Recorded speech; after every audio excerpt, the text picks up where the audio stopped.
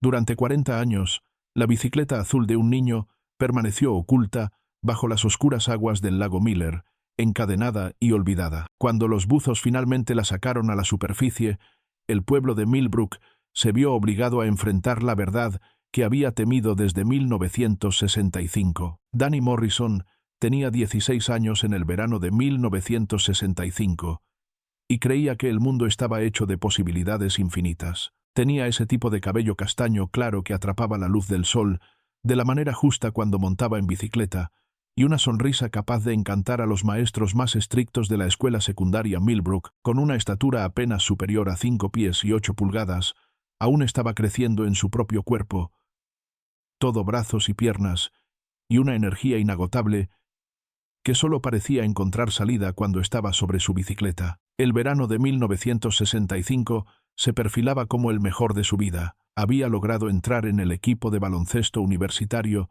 siendo aún junior. Sus calificaciones eran lo bastante sólidas como para enorgullecer a sus padres, y por fin había ahorrado suficiente dinero con su trabajo de medio tiempo en la tienda de comestibles de Peterson para comprar la bicicleta con la que soñaba desde hacía meses. La Schwinn Stingray reposaba en el garaje de los Morrison como un trofeo reluciente, su marco metálico azul captando la luz que entraba por las polvorientas ventanas. Danny la había personalizado con llantas de pared blanca, guardabarros cromados y un asiento tipo banana que lo hacía sentir como si montara una motocicleta en lugar de una bicicleta. Millbrook era el tipo de pueblo donde todos se conocían, donde las madres llamaban a otras madres cuando sus hijos se retrasaban 5 minutos en llegar a casa, y donde el mayor escándalo reciente había sido cuando las rosas premiadas de la señora Patterson fueron pisoteadas por el perro suelto de alguien. Población 3012, según el cartel en la entrada del pueblo, asentado a orillas del lago Miller, en el norte del estado de Nueva York. El lago era la joya del pueblo. Aguas cristalinas, rodeadas de pinos y formaciones rocosas que ofrecían sitios perfectos para zambullirse a los adolescentes locales. Frank Morrison era dueño de Morrison Hardware en la calle principal, una ferretería que había estado en la familia por 2 generaciones. Era un hombre sólido, de manos callosas y rostro honesto, el tipo de persona a quien los vecinos acudían no solo por un tornillo, sino también por consejo. Helen Morrison trabajaba como bibliotecaria en la escuela primaria de Millbrook, querida por niños y padres por su manera suave de introducir a las jóvenes mentes en la magia de los libros. Tenía ojos castaños detrás de unos lentes de alambre y una paciencia que parecía infinita al tratar con niños inquietos. Susan Morrison tenía 12 años y adoraba a su hermano mayor con la lealtad feroz que solo una hermana menor podía tener. Seguía a Danny a donde él le permitiera, rogando por ir en el manubrio de su bicicleta o acompañarlo cuando se encontraba con sus amigos en el lago. Danny soportaba su atención con la resignación bondadosa de un hermano mayor que, en secreto, disfrutaba ser visto como un héroe por alguien que realmente lo admiraba. La casa de los Morrison estaba en la calle Elm, una colonial blanca de 2 pisos con contraventanas verdes y un porche envolvente donde la familia se reunía en las tardes de verano para ver a las luciérnagas danzar en la oscuridad creciente. Helen cuidaba un jardín en el patio trasero, que era la envidia del vecindario, filas de tomates y frijoles junto a flores que florecían en sucesión cuidadosa durante toda la temporada. Era el tipo de hogar que se sentía seguro, permanente, enraizado en la comunidad, como el viejo roble que daba sombra al césped delantero. Ese verano, Danny se había enamorado de la libertad que le daba su bicicleta. Podía recorrer los caminos serpenteantes alrededor del lago Miller, explorar los antiguos senderos madereros que cruzaban el bosque, o competir con sus amigos cuesta abajo por la empinada calle Prospect, con el viento azotándole el cabello. La Schwinn Stingray no era solo transporte, era independencia, aventura, la promesa de que el mundo era más grande que los límites de Millbrook. Sus amigos envidiaban la bicicleta casi tanto como admiraban la confianza natural de Danny. Tommy Chen, cuya familia se había mudado a Millbrook desde la ciudad de Nueva York el año anterior, solía decir que Danny podía hacerse amigo hasta de un poste de luz si se lo proponía.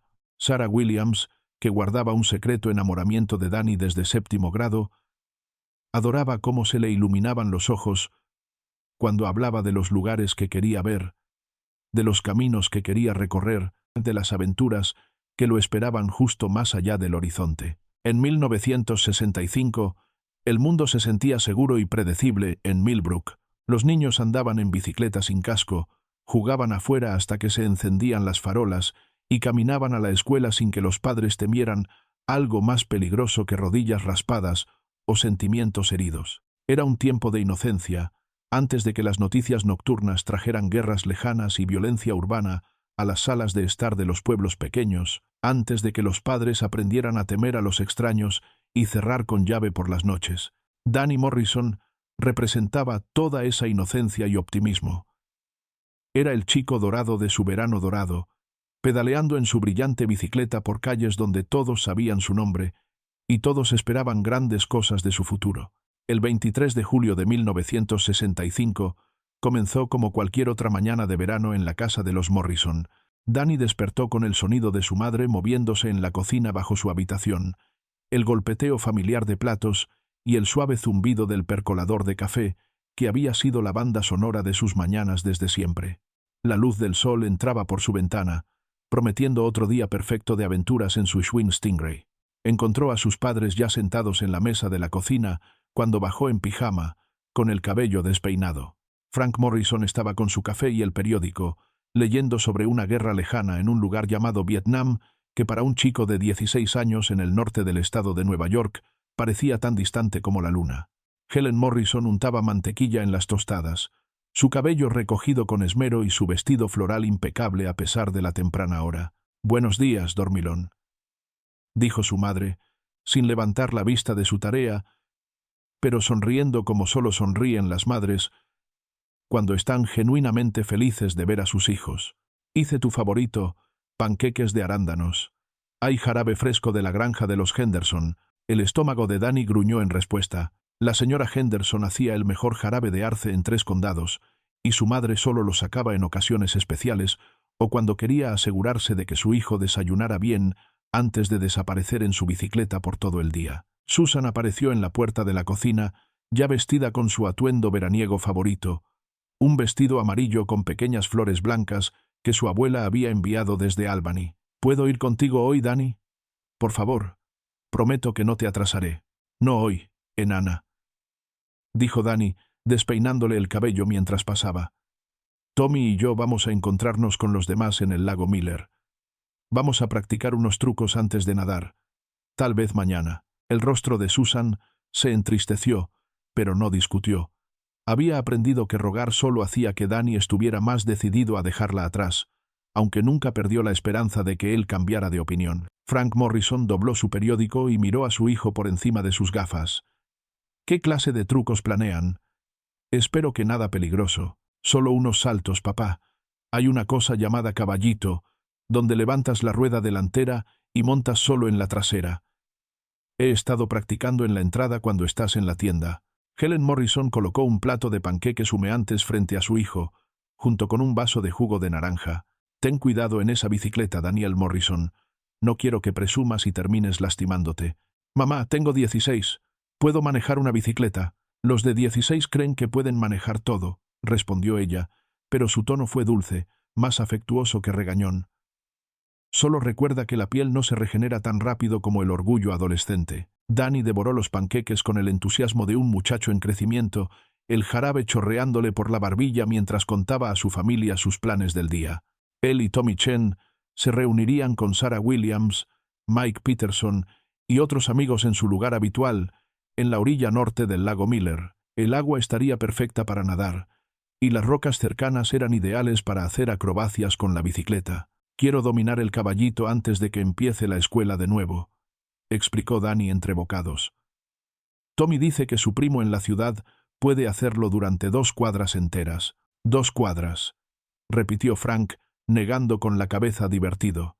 «En mis tiempos, éramos felices si nuestras bicicletas mantenían las 2 ruedas redondas». Después del desayuno, Danny subió a vestirse, poniéndose su par de jeans cortados favorito y una camiseta blanca ya gastada pero cómoda. Tomó su traje de baño, lo envolvió en una toalla junto a una botella de Coca-Cola que su madre le había empacado. La Schwinn Stingray Brillaba bajo el sol de la mañana cuando la sacó del garaje. Danny había pasado la tarde anterior limpiándola y puliéndola hasta que cada superficie cromada reflejaba el cielo. Había ajustado la altura del asiento y revisado la presión de las llantas con la minuciosidad de un mecánico antes de una carrera en Indianapolis 500. «Está en casa a las 6 para la cena», llamó Helen Morrison desde el porche, mirando cómo su hijo se preparaba para otro día de aventuras. «Tendremos estofado y tu padre traerá helado del pueblo. Voy a estar, mamá, lo prometo». Esas fueron las últimas palabras que Helen Morrison escucharía de su hijo. Danny Morrison se subió a su querida bicicleta, saludó con la mano a su familia y pedaleó por la calle Elm hacia lo que debía ser otro día perfecto de verano. El sol de la mañana se reflejó en el azul metálico de su Schwinn Stingray mientras desaparecía en la esquina, rumbo al lago Miller y a un destino que nadie podía haber imaginado. Si historias como esta te conmueven, no olvides suscribirte a nuestro canal, dejar un like y compartir en los comentarios desde dónde nos ves. Susan Morrison estaba en la ventana de su habitación, observando cómo la figura de su hermano se hacía cada vez más pequeña a la distancia, deseando una vez más que él le hubiera permitido acompañarlo en sus aventuras. Las 6 llegaron y pasaron, sin el sonido familiar de las ruedas de la bicicleta de Danny en la grava del camino de entrada. Helen Morrison permanecía en la ventana de la cocina, revolviendo el estofado por tercera vez en 5 minutos, sus ojos repasando la calle Elm en busca de cualquier señal de la Schwinn Stingray azul metálico de su hijo. El puré de papa se estaba enfriando y las judías verdes habían perdido hace tiempo su color vibrante tras permanecer tanto en la olla. «Quizá perdió la noción del tiempo», dijo Frank Morrison desde la mesa, aunque su voz sonaba menos convincente que sus palabras. Danny era muchas cosas, pero irresponsable no era una de ellas. Nunca había faltado a una cena familiar sin llamar antes, ni una sola vez en sus 16 años. Susan empujaba la comida en su plato, mirando de reojo la silla vacía de su hermano. El comedor se sentía extrañamente callado, sin las animadas historias de Danny sobre su día, sus planes para mañana, sus sueños de recorrer en bicicleta todo el camino hasta California algún día. Incluso el reloj de pie en el pasillo parecía marcar más fuerte en su ausencia. Para las 6:30, el revólver de Helen se volvió más agitado, la cuchara golpeando con fuerza contra los bordes de la olla. «Frank, quizá deberías conducir y buscarlo. ¿Sabes cómo son los chicos cuando se divierten con sus amigos? Se olvidan de que el mundo existe». Frank Morrison se levantó de la mesa y tomó sus llaves. Había estado pensando lo mismo, pero no quería parecer sobreprotector. Danny estaba creciendo, volviéndose independiente, y un padre tenía que aprender cuándo sujetar y cuándo soltar. Pero aquella noche algo se sentía distinto, algo que le erizaba la nuca. Condujo la ruta familiar de su casa al lago Miller, las ventanas abajo, atento al sonido de risas adolescentes o al giro de ruedas sobre el pavimento. El lago estaba quieto al llegar, el agua lisa reflejando el cielo del atardecer. Algunas familias recogían sus cosas, pero no había señal de Danny ni de sus amigos. Frank se acercó a un hombre de mediana edad que cargaba una nevera en su station wagon. «Disculpe, ¿ha visto un grupo de adolescentes aquí hoy? ¿Un chico en una bicicleta azul Schwinn Stingray?» El hombre negó con la cabeza. «He estado aquí desde el mediodía con mis hijos. No he visto ningún adolescente en todo el día. Normalmente en verano esto está lleno de ellos». Un nudo frío comenzó a formarse en el estómago de Frank. Condujo despacio de regreso por el pueblo, revisando los lugares habituales donde Danny y sus amigos podían estar. La farmacia de los Peterson, donde compraban historietas y compartían refrescos. El parque detrás de la primaria. El viejo puente cubierto donde a veces se juntaban para sentirse grandes. Nada. Al volver, Helen lo esperaba en la puerta antes de que pudiera apagar el motor. «¿Lo encontraste?» «No. Pero estoy seguro de que está bien. Déjame hacer unas llamadas». La familia Chen contestó en el segundo timbrazo. La voz de la señora Chen era cálida y amistosa hasta que Frank explicó por qué llamaba. «Tommy ha estado en casa todo el día», dijo, con preocupación en el tono. Estaba esperando que Danny lo llamara. Se iban a ver en el lago, pero Danny nunca apareció. Frank sintió cómo se le apretaba el nudo en el estómago. ¿A qué hora debían verse? Alrededor de las 2. Tommy esperó hasta casi las 4, luego volvió. Pensó que tal vez Danny había cambiado de idea. La siguiente llamada a la casa de los Williams dio la misma información. Sarah había esperado en el lago Miller hasta que sus padres la obligaron a volver a cenar. Ninguna señal de Danny Morrison ni de su bicicleta distintiva en ninguna parte. Para las 8, Frank había llamado a todas las familias del círculo de amigos de Danny. La historia era siempre la misma. Danny había hecho planes, pero nunca llegó. Nadie lo había visto desde que salió de casa esa mañana prometiendo volver a las 6. Helen Morrison estaba sentada en la mesa de la cocina, las manos alrededor de una taza de café que hacía rato se había enfriado. Esto no es propio de él, Frank. Danny no desaparece así. Danny no rompe promesas. Frank miró a su esposa y vio reflejado en sus ojos el mismo miedo que sentía él. En 1965, los niños no simplemente desaparecían de los pueblos pequeños como Millbrook. Las cosas malas pasaban en las grandes ciudades, en lugares lejanos de los que se leía en los periódicos. No aquí, no a familias como la suya, no a chicos como Danny. Susan apareció en la puerta, aún con su vestido amarillo de verano, el rostro pálido de confusión. ¿Dónde está Danny, papi? ¿Está en problemas? Frank Morrison miró a su hija de 12 años y se dio cuenta de que no tenía una respuesta. A las 9:30, con la oscuridad del verano asentándose sobre Millbrook como una manta, levantó el teléfono y marcó la estación de policía. Sus manos temblaban mientras esperaba que alguien contestara. Policía de Millbrook. Habla el jefe Hayes. Jefe, soy Frank Morrison. Mi hijo Danny está desaparecido. El jefe Robert Hayes había estado protegiendo la paz en Millbrook durante 12 años. Y en todo ese tiempo, el crimen más serio que había enfrentado fue cuando los hermanos Patterson robaron manzanas del huerto del viejo Henderson en 1962. Los niños desaparecidos simplemente no eran cosa de pueblos como el suyo. Cuando Frank Morrison llamó aquella noche de julio, Hayes al principio asumió que el muchacho solo había perdido la noción del tiempo, quizás se había quedado dormido en el lago después de un largo día nadando y montando bicicleta. Pero algo en la voz de Frank hizo que el jefe prestara atención. De sus propios días como padre, para cuando llegó a la casa de los Morrison 20 minutos después, ese miedo ya se había extendido a todos en la sala. ¿Cuándo fue la última vez que vieron a Danny?, preguntó Hayes, sacando una pequeña libreta que rara vez usaba para algo más serio que infracciones de tránsito. Esta mañana en el desayuno, respondió Helen Morrison, con la voz firme, pero las manos temblorosas mientras servía café al jefe. Se fue alrededor de las 10 para reunirse con sus amigos en el lago Miller.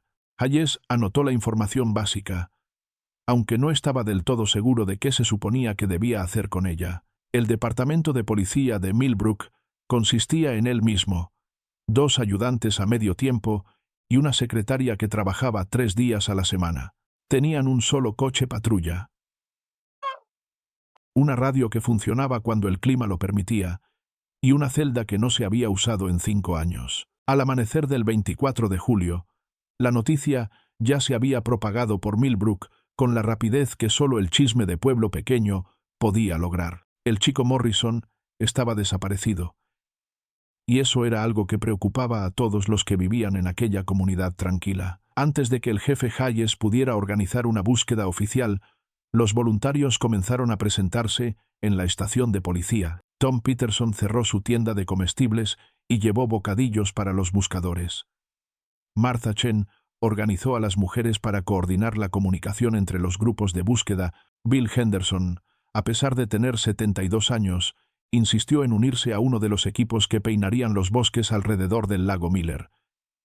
Incluso el doctor Franklin, que usualmente se mantenía apartado salvo en emergencias médicas, se ofreció a ayudar. Hayes dividió a los voluntarios en grupos de 4 o 5, cada uno liderado por alguien familiarizado con el terreno local. El primer grupo revisó los lugares obvios, los sitios donde los adolescentes solían reunirse durante las vacaciones de verano. La vieja poza río arriba del lago principal, el granero abandonado en la propiedad Whitmore, la red de senderos que atravesaba el bosque detrás del pueblo. El segundo grupo se enfocó en los caminos que Danny pudo haber tomado, conduciendo despacio y deteniéndose para examinar cualquier lugar donde una bicicleta pudiera haberse salido del pavimento. Revisaron cunetas, miraron detrás de las arboledas, investigaron cada posible sitio donde un accidente podría haber ocurrido sin testigos.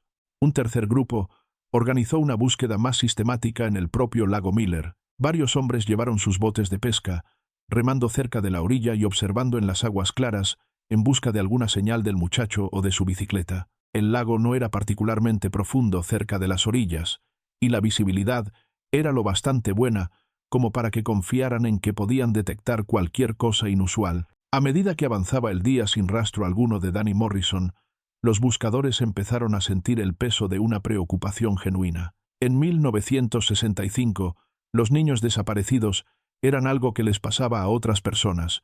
En otros lugares, se suponía que Millbrook era inmune a tales tragedias. «Lo que me tiene intrigado», confesó el jefe Hayes a Frank Morrison durante una pausa en la búsqueda, «es esa bicicleta suya. Esa Schwinn Stingray de Danny resalta como un pulgar dolorido, azul brillante, con todos esos accesorios cromados que le puso. Si esa bicicleta está en algún lugar cerca, alguien ya la habría visto». Frank asintió, aferrándose a la esperanza que Hayes le ofrecía. «Quizás pedaleó más lejos de lo usual. Ya sabes cómo son los chicos cuando se emocionan con algo. Quizás se encontró con otros muchachos. Salió a explorar algún sitio nuevo». Pero incluso mientras lo decía, Frank sabía que no sonaba cierto. Danny era responsable con el tiempo, especialmente cuando se trataba de las cenas familiares, y todos sus amigos habían sido ubicados, todos esperando en el lago Miller, todos regresando a casa cuando él nunca apareció. La búsqueda continuó durante 3 días, expandiéndose hacia afuera desde Millbrook en círculos cada vez más amplios. Se notificó a la policía estatal. Aunque ofrecieron poca ayuda más allá de tomar un informe oficial, los casos de adolescentes desaparecidos solían manejarse a nivel local, bajo la suposición de que la mayoría reaparecía en 48 horas, con explicaciones avergonzadas de que habían perdido la noción del tiempo. Pero Danny Morrison no reapareció, ni en 48 horas, ni en una semana, ni en los meses que siguieron. Su bicicleta, Schwinn Stingray, el orgullo que había trabajado tan duro por comprar y personalizar durante tantas horas, había desaparecido tan completamente como el chico que la montaba.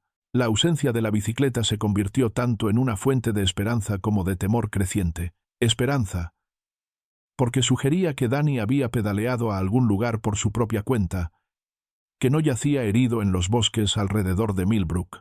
Temor, porque a medida que pasaban los días sin avistamientos de ese distintivo marco azul y sus accesorios cromados, se hacía cada vez más claro que lo que le hubiera pasado a Danny Morrison había ocurrido lejos de casa. Conforme pasó la primera semana sin rastro de Danny Morrison, la gente de Millbrook empezó a aferrarse a explicaciones que pudieran dar sentido a lo imposible. En las cafeterías y pasillos de tiendas, en reuniones de iglesia y barbacoas en patios traseros, las teorías se esparcían como ondas en el lago Miller en un día tranquilo. La sugerencia más común, susurrada con ese tipo de falsa confianza que la gente usa cuando intenta convencerse tanto a sí mismos como a otros, era que Danny simplemente se había escapado.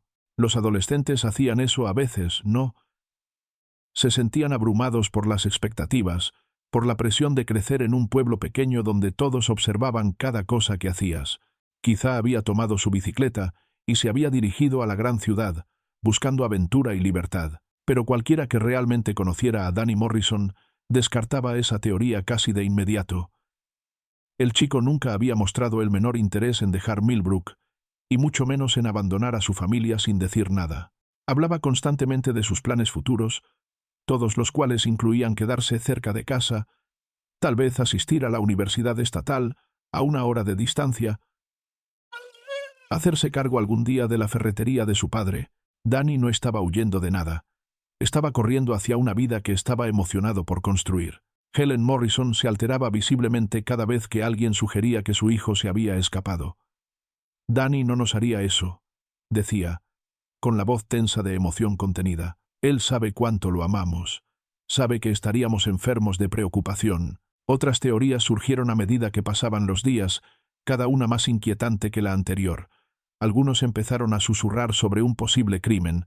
Aunque la idea parecía casi obscena en un lugar como Millbrook, Las cosas malas de ese tipo pasaban en las ciudades, en lugares donde la gente no conocía a sus vecinos, donde los extraños podían entrar y salir sin ser notados.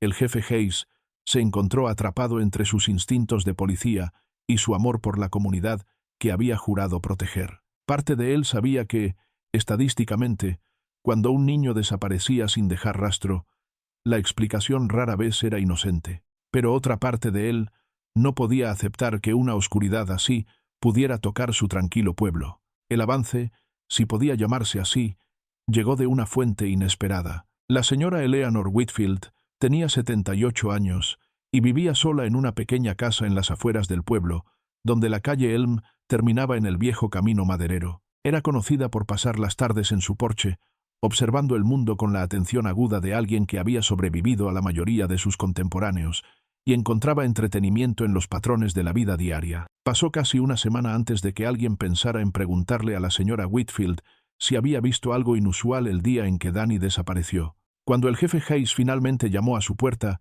ella lo invitó a pasar para tomar té y galletas, como si hubiera estado esperando su visita todo el tiempo. Por supuesto que vi al chico Morrison, dijo, acomodándose en su sillón favorito, con los movimientos practicados de alguien cuyas articulaciones protestaban en cada cambio de posición. Lo vi pasar con esa bicicleta elegante suya frente a mi casa. Debió de ser como a las 2:15 de la tarde. Hayes sintió que su pulso se aceleraba. Esta era la primera visión concreta de Danny después de haber salido de su casa esa mañana. ¿En qué dirección iba, señora Whitfield? Hacia el viejo camino maderero. Como siempre cuando esos chicos van a explorar, aunque le diré lo que me pareció extraño, se detuvo para sorber su té, organizando sus pensamientos con el cuidado deliberado de alguien que entendía la importancia de dar detalles exactos. No tenía prisa. Usualmente, cuando esos muchachos pasan por aquí, van compitiendo o presumiendo, haciendo un montón de ruido. Pero Danny solo iba pedaleando normal, ni rápido ni lento, como si estuviera pensando en algo. El viejo camino maderero no se había usado para operaciones de tala en más de 20 años. Se internaba en el denso bosque por unas 3 millas antes de bifurcarse en varias direcciones.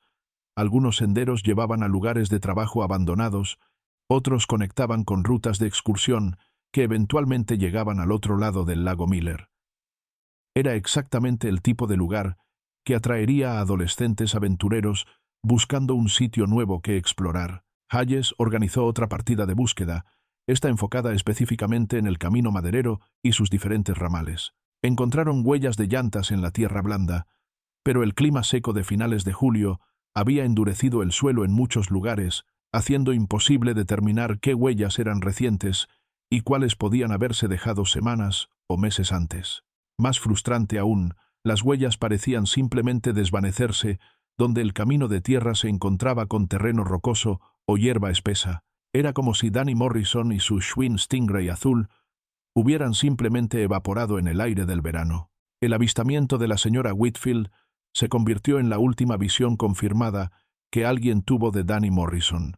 2:15 de la tarde, el 23 de julio de 1965, montando su bicicleta hacia el viejo camino maderero, con el paso tranquilo de un chico que creía tener todo el tiempo del mundo. Después de eso, no hubo más que teorías, especulación y la creciente certeza de que algo terrible le había ocurrido al chico dorado de Millbrook. El pueblo que siempre se había sentido tan seguro, tan protegido de la oscuridad que plagaba otros lugares, comenzó a darse cuenta de que el mal podía llegar a cualquier parte, incluso a una tranquila calle donde una anciana se sentaba en su porche a observar el mundo pasar. El viejo camino maderero se extendía alejándose de Millbrook como un dedo apuntando al corazón de la naturaleza salvaje circundante. Lo que alguna vez fue una transitada vía para camiones madereros en los años 40 y principios de los 50. Ahora servía principalmente como sendero para adolescentes en busca de aventuras y familias en busca de lugares apartados. Para hacer picnic, el camino en sí no era más que tierra y grava apisonada, con surcos de años de abandono y de las lluvias primaverales que cavaban canales más profundos con cada temporada que pasaba. El jefe Hayes se paró en el lugar donde la señora Whitfield había visto por última vez a Danny Morrison tratando de imaginar qué podría haber atraído al muchacho por ese camino en particular. El camino comenzaba de manera inocente, lo suficientemente ancho para que pasaran dos vehículos, bordeado a ambos lados por imponentes pinos que creaban un túnel natural de sombra verde, incluso bajo la luz más brillante del verano. El primer destino a lo largo del camino maderero era el aserradero abandonado de los Whitmore, a aproximadamente 1,5 millas de donde el camino se bifurcaba desde Elm Street.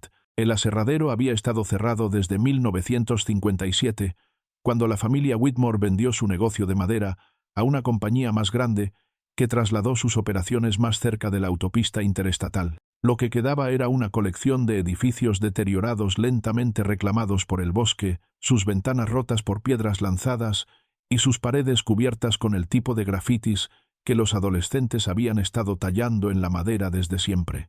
Los equipos de búsqueda registraron cada edificio en el lugar del aserradero, buscando cualquier señal de que Danny pudiera haberse detenido allí. El edificio principal del aserradero estaba oscuro y resonante, lleno de maquinaria oxidada que parecía gigantes dormidos en la tenue luz que se filtraba por las ventanas rotas. Los edificios más pequeños que alguna vez albergaron oficinas y almacenamiento de equipos estaban igualmente vacíos, aunque encontraron evidencia de que otros jóvenes habían usado los edificios como lugares de reunión a lo largo de los años. Botellas de cerveza vacías, colillas de cigarrillos e iniciales burdamente talladas en vigas de madera contaban la historia de adolescentes que habían descubierto ese lugar oculto y lo habían hecho suyo. Pero no había señal alguna de Danny Morrison ni de su distintiva bicicleta azul en el sitio del aserradero. Más allá del aserradero de los Whitmore, el camino maderero se dividía en varios senderos más pequeños. Una rama se internaba más en el bosque, conectando finalmente con una red de senderos para caminatas que el Servicio Forestal Estatal mantenía para los aficionados al aire libre. Estos senderos serpenteaban por millas de naturaleza, cruzando arroyos y subiendo colinas que ofrecían espectaculares vistas del campo circundante. Otra rama del camino se curvaba de regreso hacia el lago Miller, acercándose al agua desde el lado opuesto del pueblo. Esta ruta era popular entre los pescadores que preferían los lugares más tranquilos y menos accesibles a lo largo de la orilla, donde se decía que los grandes róbalos se escondían en las sombras de árboles caídos y salientes rocosos. Los equipos de búsqueda encontraron su primera pista real a unas 2 millas por el camino principal, en un lugar donde lluvias recientes habían dejado un parche de suelo blando y embarrado. Impresas en la tierra, había huellas de neumáticos que parecían provenir de una bicicleta, el dibujo distintivo de llantas relativamente nuevas, dejando líneas nítidas en el suelo húmedo. Bill Henderson, que se había ofrecido como voluntario para la búsqueda a pesar de su avanzada edad, fue quien vio las huellas. «Miren aquí», llamó a los demás buscadores, su voz transmitiendo la emoción de un hombre que había encontrado la primera pieza de un rompecabezas difícil. «Estas me parecen frescas. ¿Ven lo angostas que son? Son llantas de bicicleta, no de coche».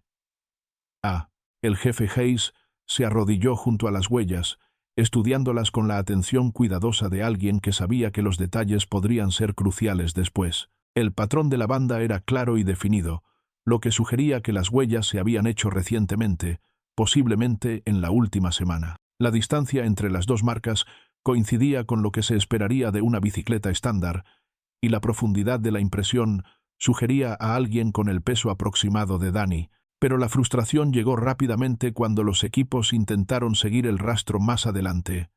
Donde el camino maderero subía hacia un terreno más alto y rocoso, las huellas simplemente desaparecían. La tierra compacta y la piedra expuesta no mostraban impresiones claras, y a pesar de horas de búsqueda cuidadosa, nadie pudo retomar el rastro al otro lado del tramo rocoso. Era como si Danny Morrison hubiera montado su bicicleta hasta ese lugar específico, y luego de alguna manera se hubiera elevado en el aire, bicicleta y todo, sin dejar rastro de a dónde pudo haber ido después. El descubrimiento de las huellas debería haber sido alentador, prueba de que iban por el camino correcto, evidencia de que Danny había pasado por allí. En cambio, solo profundizó el misterio. Las huellas confirmaban que Danny había recorrido al menos 2 millas por el viejo camino maderero, pero no proporcionaban ninguna pista sobre su destino final o lo que pudo haberle ocurrido después de llegar al terreno rocoso donde su rastro desapareció. Los equipos de búsqueda pasaron otro día completo explorando todas las posibles rutas que Danny pudo haber tomado desde ese punto. Siguieron senderos profundos en el bosque. Revisaron cada lugar de pesca a lo largo de las secciones remotas de la orilla del lago Miller e investigaron cabañas y campamentos de caza abandonados que salpicaban el bosque. No encontraron nada. El viejo camino maderero había tragado a Danny Morrison y su bicicleta Schwinn Stingray, azul tan completamente como si nunca hubieran existido, dejando atrás solo unas pocas huellas en el barro y más preguntas de las que alguien podía responder. La primera semana después de la desaparición de Danny había unido a la familia Morrison en su miedo y esperanza compartidos, pero a medida que los días se convertían en semanas sin noticias, sin rastros, sin respuestas, los cimientos mismos de sus vidas comenzaron a agrietarse y desmoronarse como una casa construida sobre arena movediza. Frank Morrison fue el primero en quebrarse. A finales de julio había dejado de abrir la ferretería Morrison por completo, dejando un cartel escrito apresuradamente en la puerta principal que decía «Cerrado por emergencia familiar». La tienda que había sido su orgullo y alegría, el negocio que había mantenido a su familia durante 15 años, de repente no significaba nada comparado con la necesidad apremiante de encontrar a su hijo desaparecido. Cada mañana antes del amanecer, Frank subía a su camioneta Ford y recorría los caminos alrededor de Millbrook, siguiendo rutas que se habían vuelto tan familiares como las líneas de sus propias manos.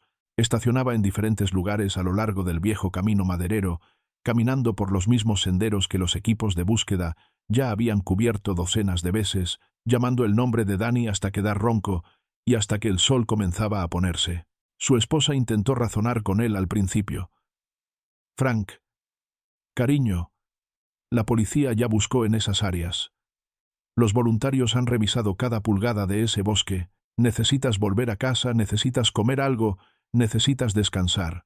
Pero Frank Morrison no podía descansar. No podía comer. No podía pensar en nada más que en la posibilidad de que su hijo estuviera allá afuera en algún lugar. Quizás herido, quizás atrapado, quizás llamando por ayuda que nunca llegaría. La parte racional de su mente sabía que después de 3 semanas, las probabilidades de encontrar a Danny con vida eran mínimas o nulas. Pero la parte de él que era padre, la parte que recordaba haber enseñado a un niño de 5 años a andar en su primera bicicleta, se negaba a aceptar esa posibilidad. Helen Morrison respondió a la desaparición de su hijo de manera opuesta. Mientras su esposo se volvía frenético con la actividad, ella se replegaba más y más dentro de sí, como si pudiera detener el dolor apagándose por completo. Pasaba horas sentada en el dormitorio de Danny, sosteniendo su ropa y mirando por la ventana hacia el camino de entrada vacío, donde su Schwinn Stingray azul debería haber estado estacionado. La mujer que una vez había sido el pilar de su familia, que había manejado el hogar con eficiente dulzura mientras trabajaba a tiempo completo en la biblioteca, ahora luchaba por realizar las tareas más básicas.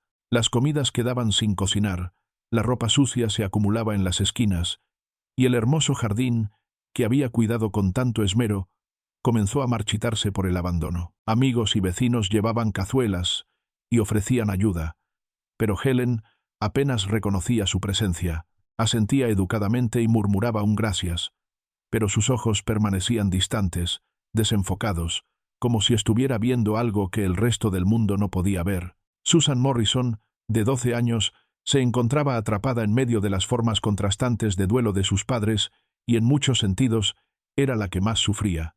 A una edad en la que necesitaba orientación y consuelo, en la que necesitaba que sus padres la ayudaran a comprender una tragedia incomprensible, en cambio se encontraba prácticamente huérfana por la incapacidad de ellos de enfrentar la pérdida. Susan trató de llenar el vacío creciente en su hogar.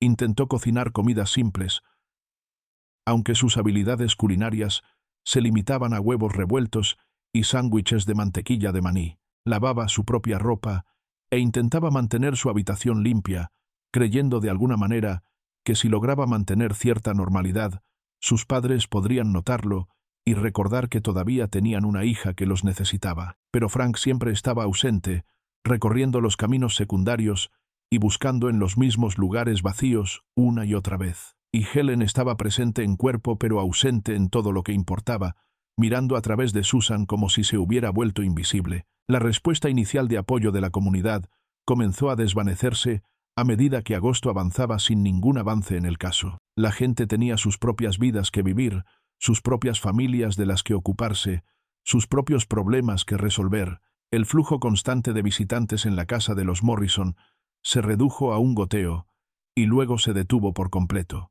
El jefe Hayes seguía visitando regularmente, pero incluso sus visitas se volvieron más cortas y menos frecuentes a medida que otras demandas reclamaban su atención. La realidad era que la investigación había llegado a un punto muerto, y sin nuevas pruebas o testigos, no había ningún otro lugar donde buscar. Para septiembre, cuando comenzó el nuevo año escolar, y la vida en Millbrook volvió a algo que se parecía a la rutina normal, la familia Morrison se había convertido en fantasmas de lo que alguna vez fueron. La ferretería de Frank seguía cerrada, sus ventanas polvorientas y oscuras. Helen había tomado una licencia indefinida de su trabajo en la biblioteca, alegando una enfermedad que todos entendían, pero de la que nadie hablaba directamente. Y Susan Morrison caminaba a la escuela cada mañana, pasando por el camino de entrada vacío, donde debería haber estado la bicicleta de su hermano, por el jardín donde las flores de su madre se habían vuelto marrones y habían muerto, a través de una casa que alguna vez había estado llena de risas y conversaciones, pero que ahora resonaba con nada más que el sonido de sus propios pasos. La desaparición de Danny Morrison había reclamado más que solo a un muchacho de 16 años. Había devorado a toda una familia, dejando atrás solo cascarones vacíos de las personas que solían ser. Para septiembre de 1965, el jefe Robert Hayes se encontraba mirando el expediente más delgado que jamás había visto para algo tan importante. La carpeta manila etiquetada Morrison, Daniel, persona desaparecida, contenía exactamente 7 páginas de documentación, y la mayoría de ellas eran informes de lugares que habían sido buscados sin éxito.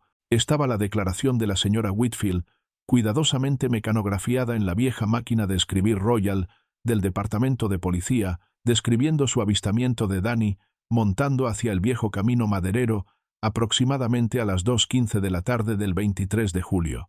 Había un mapa esquemático que mostraba las huellas encontradas en el barro a 2 millas por ese mismo camino, junto con medidas y fotografías que de alguna manera lograban hacer que el descubrimiento pareciera menos significativo de lo que se sintió en su momento. El resto del expediente consistía en una lista creciente de lugares donde Danny Morrison no estaba. El aserradero abandonado de los Whitmore, registrado 3 veces, el lago Miller, dragado por voluntarios hasta que conocieron cada tronco sumergido y formación rocosa, la red de senderos que se extendía por el bosque circundante, como venas en una hoja, cada uno recorrido por equipos de búsqueda, hasta que los caminos quedaron más marcados por su paso que por años de uso normal. El jefe Hayes había tragado su orgullo a principios de agosto y pidió ayuda a la policía estatal. El teniente detective Paul Morrison, sin relación con el niño desaparecido a pesar de compartir su apellido, llegó desde Albany con el tipo de competencia profesional que hacía que los oficiales de pequeños pueblos se sintieran a la vez agradecidos e inadecuados. El teniente Morrison pasó 3 días revisando el caso, reentrevistando a testigos y examinando las pruebas físicas con la minuciosidad metódica de alguien que había manejado decenas de investigaciones similares. Su conclusión fue tan decepcionante como profesional. «Usted ha hecho todo bien, jefe», dijo, sentado en la oficina estrecha de Hayes, mientras la lluvia golpeaba contra la única ventana que daba a la tranquila calle principal de Millbrook. «A veces simplemente no hay suficiente con qué trabajar. El chico desapareció y no dejó un rastro suficiente para que lo sigamos». El informe del investigador estatal, cuando llegó 2 semanas después, fue igualmente frustrante en su brevedad. Reconocía que Danny Morrison había desaparecido en circunstancias sospechosas, señalaba la minuciosidad de los esfuerzos de búsqueda locales y concluía que, sin pruebas adicionales o testigos, el caso tendría que ser clasificado como inactivo hasta que surgieran nuevos desarrollos. «Inactivo», dijo el jefe Hayes en voz alta en su oficina vacía, saboreando la amarga finalidad de la palabra. «No cerrado, porque eso sugeriría que habían encontrado respuestas. No resuelto, porque Danny Morrison seguía desaparecido, solo inactivo, un término burocrático que significaba que se habían quedado sin cosas por hacer y lugares donde buscar. El expediente del caso fue a parar al archivador detrás del escritorio de Hayes, apretado entre carpetas de casos de pequeños robos y violaciones de tráfico que parecían increíblemente triviales en comparación. Pero Hayes no pudo obligarse a empujarlo hasta el fondo del cajón. En cambio, lo dejó cerca del frente, fácilmente accesible, como si mantenerlo al alcance pudiera de alguna manera generar el avance que todos esperaban. Frank Morrison continuó con sus recorridos diarios por el viejo camino maderero, incluso cuando las hojas comenzaron a cambiar de color y los primeros indicios de otoño se deslizaban en el aire. El jefe Hayes a veces se lo encontraba durante sus propias patrullas, la camioneta Ford del hombre estacionada en lugares al azar a lo largo de los caminos del bosque, mientras Frank caminaba entre los árboles, llamando el nombre de su hijo. ¿Encontró algo hoy?, preguntaba Hayes, aunque ambos sabían la respuesta. Aún no, respondía Frank, su voz cargada de una determinación que sonaba cada vez más hueca a medida que pasaban las semanas. Pero no me rindo. Helen Morrison había dejado de preguntar por la investigación por completo. Cuando el jefe Hayes visitaba su casa para revisar la situación de la familia, ella escuchaba educadamente sus informes sobre nuevas áreas de búsqueda o entrevistas de seguimiento, pero sus ojos permanecían distantes, desenfocados, como si los detalles de la investigación pertenecieran a la tragedia de otra persona. El pueblo de Millbrook regresó gradualmente a sus ritmos normales cuando el verano dio paso al otoño. Los niños caminaban a la escuela por las mismas calles donde Danny Morrison había montado su bicicleta, pero sus padres ahora los vigilaban más de cerca, los llamaban adentro más temprano en la tarde, les hacían más preguntas sobre a dónde iban y con quién estarían. La inocencia que alguna vez definió a su comunidad se había agrietado, no completamente destruida, pero dañada de una manera que nunca sanaría del todo. Todos en Millbrook sabían ahora que las cosas terribles podían suceder en cualquier lugar, incluso en sitios que parecían seguros, incluso a familias que parecían bendecidas con felicidad y amor. El nombre de Danny Morrison apareció en el periódico regional en el segundo mes aniversario de su desaparición, un breve artículo que repasaba los hechos básicos y pedía a cualquiera con información que se comunicara con el departamento de policía de Millbrook. El teléfono no sonó. Para octubre, incluso los residentes más optimistas de Millbrook habían comenzado a aceptar lo que el jefe Hayes había sabido durante semanas. Danny Morrison no volvería a casa. Lo que sea que le hubiera sucedido en aquella soleada tarde de julio, lo había llevado a un lugar más allá del alcance de las patrullas de búsqueda y las investigaciones policiales, un lugar que tal vez nunca revelaría sus secretos. El caso permanecía oficialmente abierto, pero en la práctica se había unido a las filas de misterios sin resolver que atormentaban a pequeñas comunidades en toda América. Otro niño desaparecido, otra familia destruida, otro recordatorio de que algunas preguntas no tienen respuestas y algunas historias no tienen finales. La familia Morrison nunca se recuperó del verano de 1965. Como un edificio dañado por un terremoto, podían parecer intactos desde afuera, pero el daño estructural era demasiado profundo para tener esperanza de una verdadera reparación. Frank Morrison aguantó más de lo que cualquiera esperaba. Durante el otoño y el invierno posteriores a la desaparición de Danny, continuó sus búsquedas diarias, conduciendo por los mismos caminos y caminando por los mismos senderos del bosque, con la determinación de un hombre que creía que la persistencia por sí sola podía traer a su hijo de regreso. Pero cuando llegó 1966 sin nuevas pistas o descubrimientos, algo fundamental se rompió dentro de él. La ferretería, que había sido el trabajo de su vida, se volvió insoportable. Cada cliente que entraba por la puerta le recordaba conversaciones sobre Danny, preguntas bien intencionadas sobre la investigación, o, peor aún, la forma cuidadosa en que la gente evitaba mencionar a su hijo desaparecido. La sección de reparación de bicicletas era particularmente dolorosa.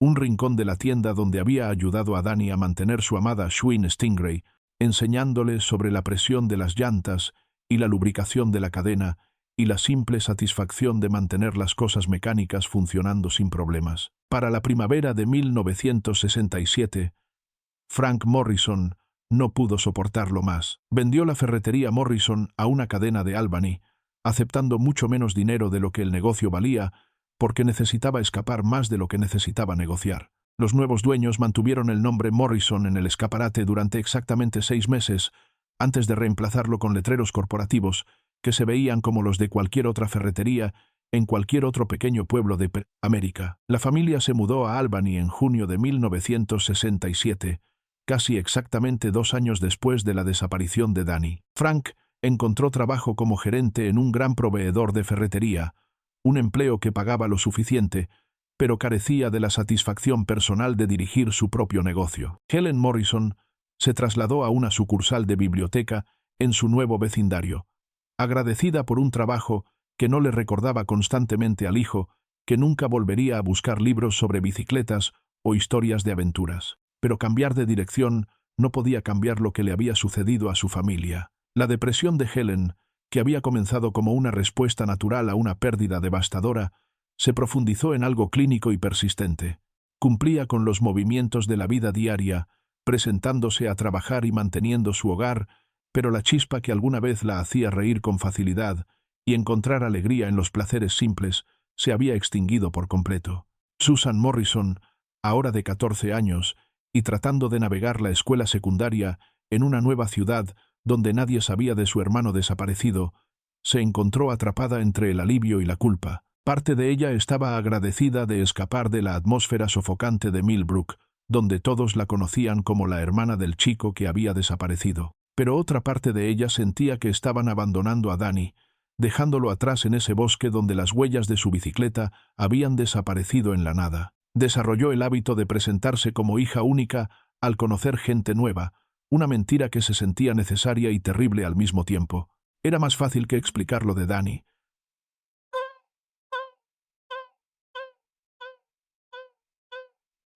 Más fácil que ver la mezcla de lástima y curiosidad en los ojos de las personas cuando se enteraban de la historia de su familia. Pero cada vez que negaba la existencia de su hermano, Susan sentía que lo mataba un poco más. Las pesadillas la siguieron hasta Albany, sueños en los que veía a Danny montando su Schwinn Stingray azul justo delante de ella, siempre doblando una esquina o desapareciendo tras una colina antes de que pudiera alcanzarlo. Sueños en los que llamaba su nombre y él se volteaba, pero su rostro estaba vacío, sin rasgos, como si hubiera olvidado quién era ella o por qué lo estaba buscando. De regreso en Millbrook, la desaparición de Danny Morrison se convirtió en parte de la historia del pueblo, una historia trágica que los nuevos residentes escuchaban de sus vecinos, y los antiguos mencionaban cuando querían señalar lo mucho más seguro que solía ser todo. Cada 23 de julio, la Millbrook Gazette publicaba un pequeño artículo marcando otro aniversario del caso, sin resolver, siempre terminando con una solicitud para que cualquiera con información se comunicara con la policía. El jefe Hayes mantuvo el expediente activo hasta su retiro en 1973, sacándolo periódicamente para revisar las escasas pruebas y preguntarse si había algo que se le había escapado, alguna pista que no había seguido lo suficiente. Su reemplazo, un hombre más joven de la policía estatal, revisó el expediente una vez y luego lo archivó junto con los otros casos fríos que parecían destinados a permanecer para siempre sin resolver. El viejo camino maderero donde Danny había sido visto por última vez fue reclamado gradualmente por la naturaleza. Sin mantenimiento regular, pequeños árboles comenzaron a crecer en las grietas de la tierra compacta y las inundaciones estacionales excavaron nuevos canales que hicieron cada vez más difícil el acceso de vehículos. El aserradero abandonado de los Whitmore, ya deteriorado cuando Danny desapareció, colapsó por completo durante una fuerte tormenta en 1971. Susan Morrison se graduó de la escuela secundaria en Albany en 1971, 6 años después de la desaparición de su hermano. Luego fue a la universidad. Obtuvo un título en educación y finalmente se convirtió en maestra. Se casó con un hombre amable que sabía de Danny y entendía por qué ella a veces se ponía distante alrededor de las fechas de aniversario. ¿Por qué no podía obligarse a tener hijos propios? Frank Morrison murió de un ataque al corazón en 1984, 19 años después de perder a su hijo. Helen Morrison vivió hasta 1997, pasando sus últimos años en un hogar de ancianos, donde a veces preguntaba al personal si alguien había tenido noticias de Danny últimamente. La enfermedad que le robó la memoria fue cruel en algunos aspectos, pero misericordiosa en otros, permitiéndole olvidar, al menos temporalmente, el verano que destruyó a su familia. A lo largo de todos esos años, a través de todas las mudanzas y cambios de trabajo e intentos de construir nuevas vidas, la pregunta permaneció: ¿qué le había sucedido a Danny Morrison en aquella soleada tarde de julio de 1965? La pregunta siguió a los miembros sobrevivientes de la familia como una sombra, siempre presente incluso cuando intentaban no pensar en ello, una herida que nunca sanaba del todo, porque nunca recibió el cierre que solo las respuestas podían dar. Susan Martínez se paró en el estacionamiento del lago Miller en una fresca mañana de octubre del año 2000, viendo a sus dos adolescentes lanzar piedras sobre la misma agua donde su hermano había planeado nadar 35 años antes. El lago se veía exactamente como lo recordaba de su infancia, cristalino y rodeado de pinos que habían crecido más altos, pero que seguían siendo esencialmente los mismos, a pesar de las décadas transcurridas. A los 47 años, Susan finalmente había encontrado el valor para regresar a Millbrook. Sus padres ya habían fallecido.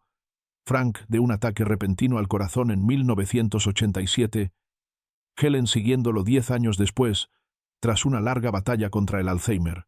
Ninguno había vivido para ver una resolución al misterio que destruyó a su familia, y Susan cargaba con el peso de ser la única persona que recordaba a Danny Morrison como un niño vivo y respirando en lugar de solo una historia trágica. Sus hijos, Michael y Sarah, sabían de su tío desaparecido, pero la historia siempre les había parecido distante, como algo que le había ocurrido a la familia de otra persona en otra época. Ahora, de pie en el lugar donde su tío había planeado encontrarse con sus amigos el último día en que alguien lo vio, la realidad de la tragedia familiar comenzaba a adquirir un nuevo significado para ellos. ¿Aquí es donde el tío Danny debía encontrarse con sus amigos?, preguntó Michael, de 16 años, con ese tono cuidadoso que los adolescentes usan cuando intentan mostrar respeto por un dolor adulto que no comprenden del todo. Justo aquí, respondió Susan, señalando un saliente rocoso que sobresalía en el lago a unos 50 metros de donde estaban. Él, Tommy Chen y Sarah Williams siempre se reunían en ese lugar. Tenían su propia zona de clavados donde podían presumir entre ellos. Sarah Martínez, de 14 años, llamada así por su abuela, pero también con una conexión involuntaria con una de las amigas de Danny, recogió una piedra lisa y la hizo rebotar sobre la superficie del agua. ¿Qué crees que le pasó, mamá? Era una pregunta que Susan se había hecho durante 35 años y aún no tenía una respuesta que la satisficiera. No lo sé, cariño. Ojalá lo supiera. El pueblo de Millbrook había cambiado considerablemente desde la infancia de Susan. La calle principal, que recordaba como una colección de negocios familiares, ahora albergaba una mezcla de cadenas comerciales y escaparates vacíos, víctimas de los cambios económicos que habían barrido a los pequeños pueblos de América en las décadas desde que se mudó. El cine donde ella y sus amigos habían visto funciones de sábado ahora era una oficina de seguros. La farmacia Peterson, donde Danny había comprado historietas y dulces, había sido reemplazada por una tienda de conveniencia que vendía boletos de lotería y comestibles a precios excesivos, pero algunas cosas seguían siendo las mismas.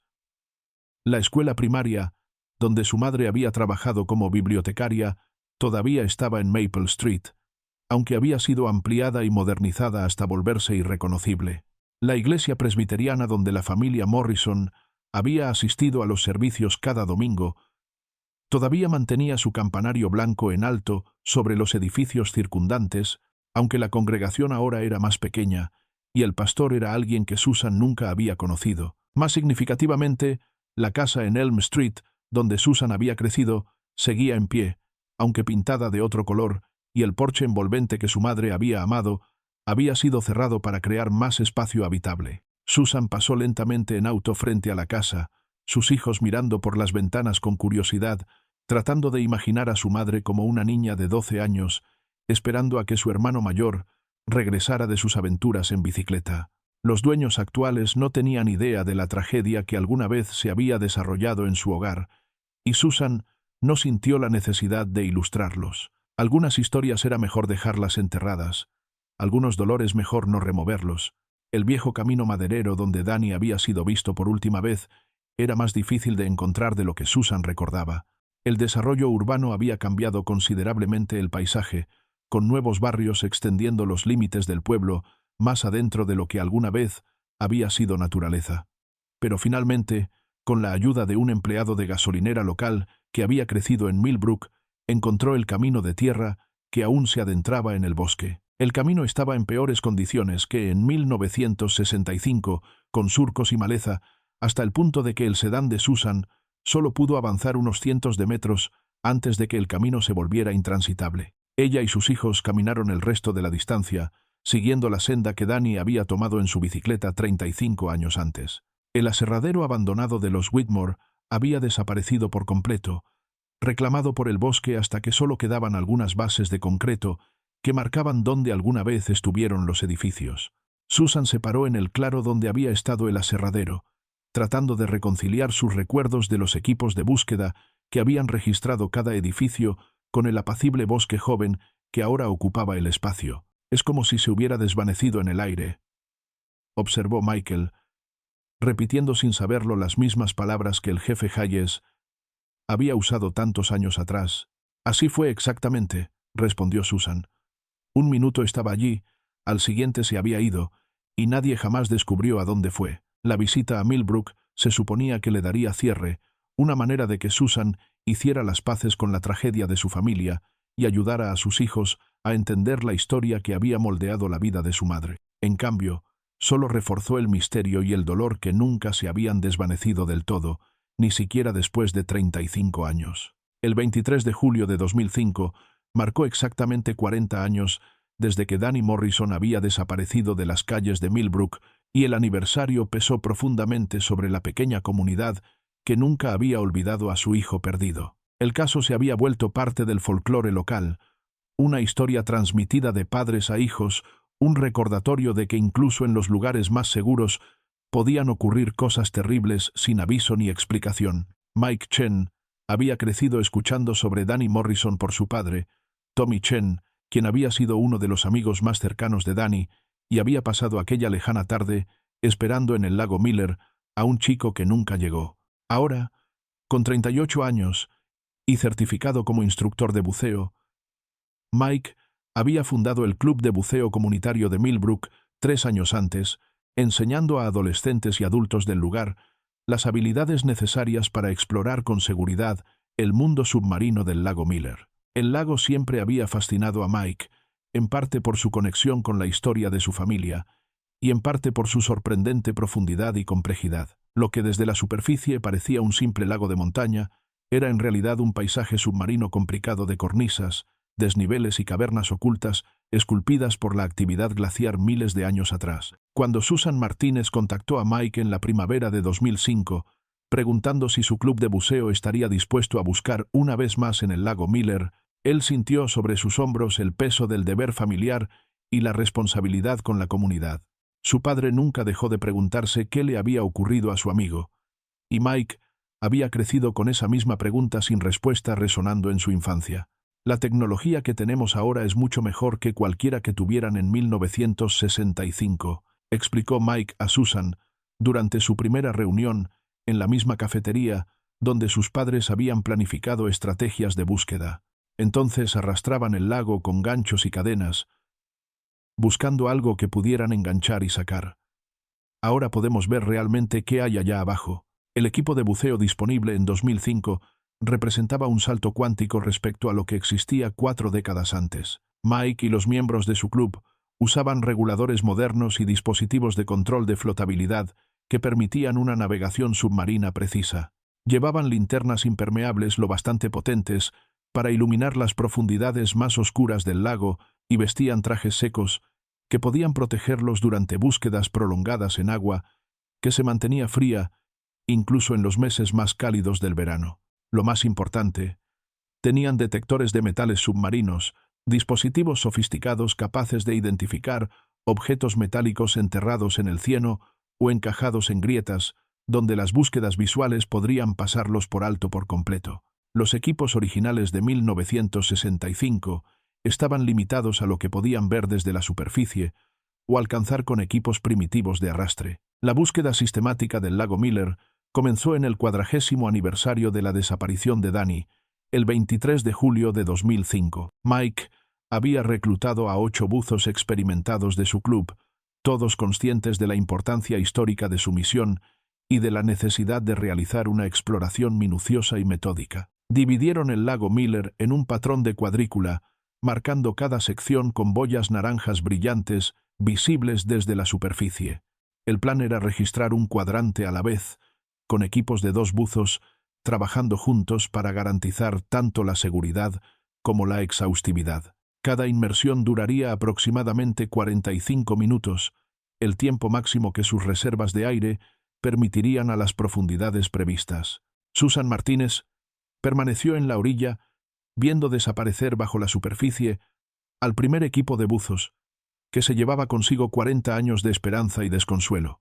Sus propios hijos, ya en la universidad, habían conducido desde Albany para presenciar la búsqueda, entendiendo que esta podría ser la última oportunidad de su familia para hallar respuestas sobre el destino de su tío. El primer día de búsqueda cubrió las áreas poco profundas cerca de la orilla, los lugares donde los equipos originales de 1965 habían concentrado la mayor parte de su atención. Mike y su compañero encontraron la colección habitual de señuelos de pesca perdidos, latas de cerveza desechadas y algún ancla extraviada, pero nada relacionado con Danny Morrison o su bicicleta. El segundo día los llevó a aguas más profundas, entre 40 y 60 pies bajo la superficie, donde el paisaje submarino se volvía más dramático y complejo. Allí, el fondo del lago estaba cubierto de árboles caídos y afloramientos rocosos que creaban un laberinto de escondites donde algo podía permanecer oculto durante décadas. Fue al tercer día de búsqueda cuando todo cambió. Mike Chen y su compañera de buceo, Jennifer Walsh, trabajaban en un cuadrante en la parte más profunda del lago Miller, casi 70 pies bajo la superficie, cuando el detector de metales de Jennifer comenzó a señalar la presencia de algo metálico encajado bajo una cornisa rocosa. Al principio, supusieron que sería otra pieza de equipo de pesca desechada, o tal vez parte del motor de un bote antiguo perdido años atrás. El lago Miller había sido un destino recreativo popular durante generaciones, y su fondo estaba salpicado de los desechos de décadas de actividad humana.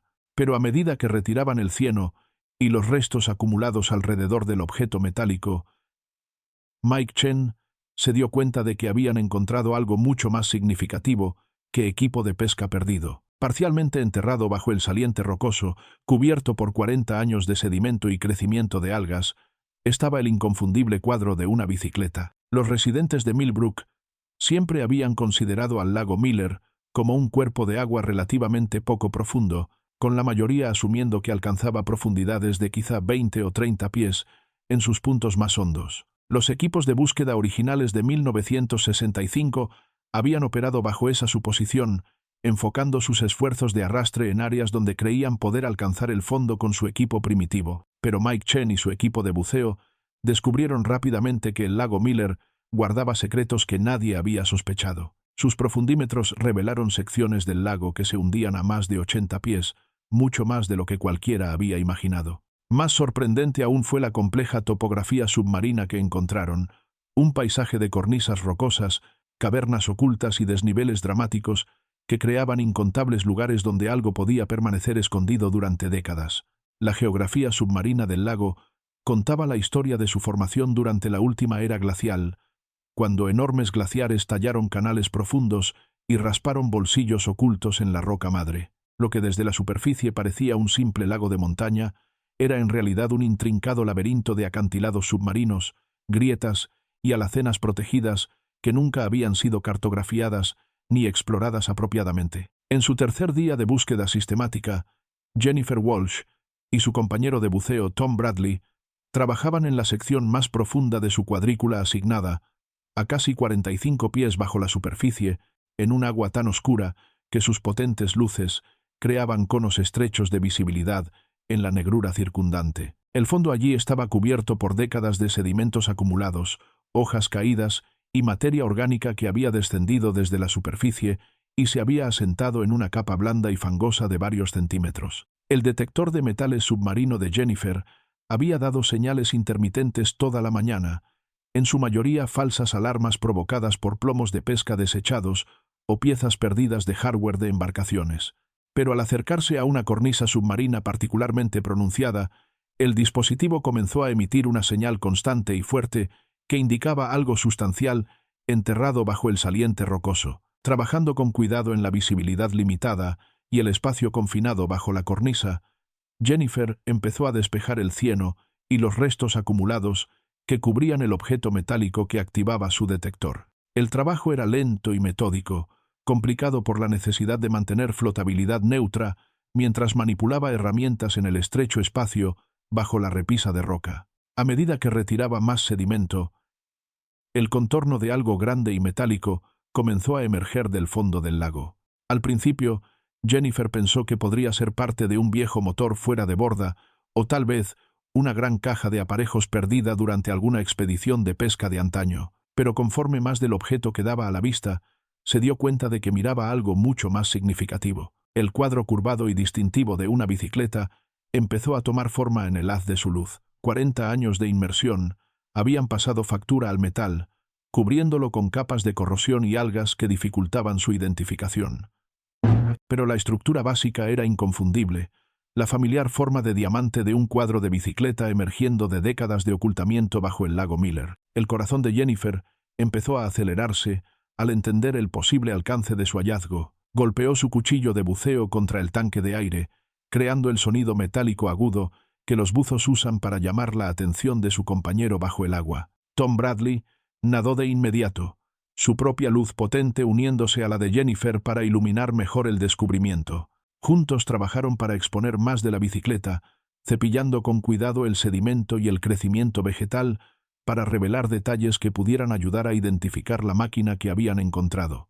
El trabajo requería paciencia y delicadeza, pues 40 años de corrosión habían vuelto el metal frágil y propenso a romperse si se manipulaba con rudeza. Lo que emergió de su cuidadosa excavación fue desgarrador por sus implicaciones. El cuadro de la bicicleta mostraba evidencia de daños por impactos significativos, con dobleces y roturas que sugerían que había sido sometido a una fuerza considerable antes de quedar en su escondite submarino. Más inquietante aún, pesadas cadenas envolvían el cuadro, claramente destinadas a lastrar la bicicleta y asegurar que se hundiera en la parte más profunda del lago. Jennifer y Tom completaron su inmersión sin intentar izar la bicicleta, entendiendo que este hallazgo requería manejo cuidadoso y documentación adecuada. Al salir a la superficie y nadar hacia la orilla, ambos llevaban el peso de saber que probablemente habían encontrado la clave de un misterio de 40 años que había perseguido a su comunidad desde antes de que ellos nacieran. Mike Chen esperaba en la orilla cuando sus dos compañeros emergieron del agua, sus rostros mostrando la mezcla de emoción y gravedad de quienes acaban de realizar un descubrimiento importante.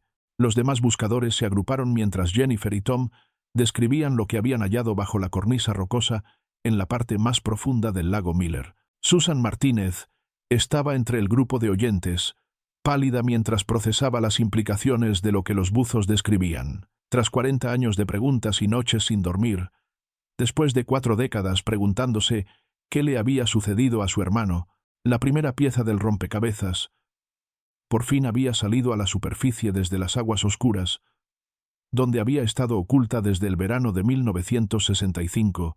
La recuperación de la bicicleta del lago Miller ocupó la mayor parte del día siguiente, con el equipo de buceo de Mike Chen trabajando con cuidado para preservar cualquier evidencia que pudiera quedar después de 40 años bajo el agua. Usaron bolsas de elevación y equipo especializado para subir el cuadro corroído lenta y suavemente, entendiendo que ese pedazo de metal podía ser la clave para resolver el misterio más perdurable de Millbrook. Cuando la bicicleta por fin rompió la superficie del lago Miller, todos los reunidos en la orilla pudieron ver que, pese a 4 décadas de inmersión y la gruesa capa de algas y corrosión que cubría cada superficie, era inconfundiblemente una Schwinn Stingray de mediados de los años 60.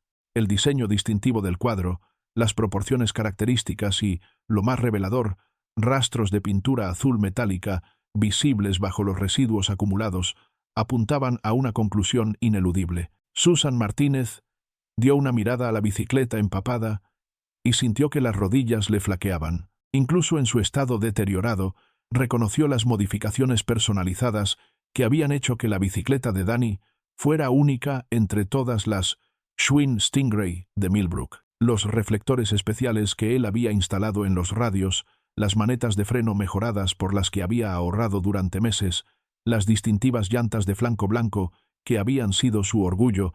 «Esa es la bicicleta de Danny», susurró, con la voz apenas audible por encima del chapoteo de las pequeñas olas contra la orilla. «Definitivamente es la suya». La noticia del descubrimiento se propagó por Millbrook con la misma velocidad fulminante que había caracterizado la búsqueda original 40 años antes.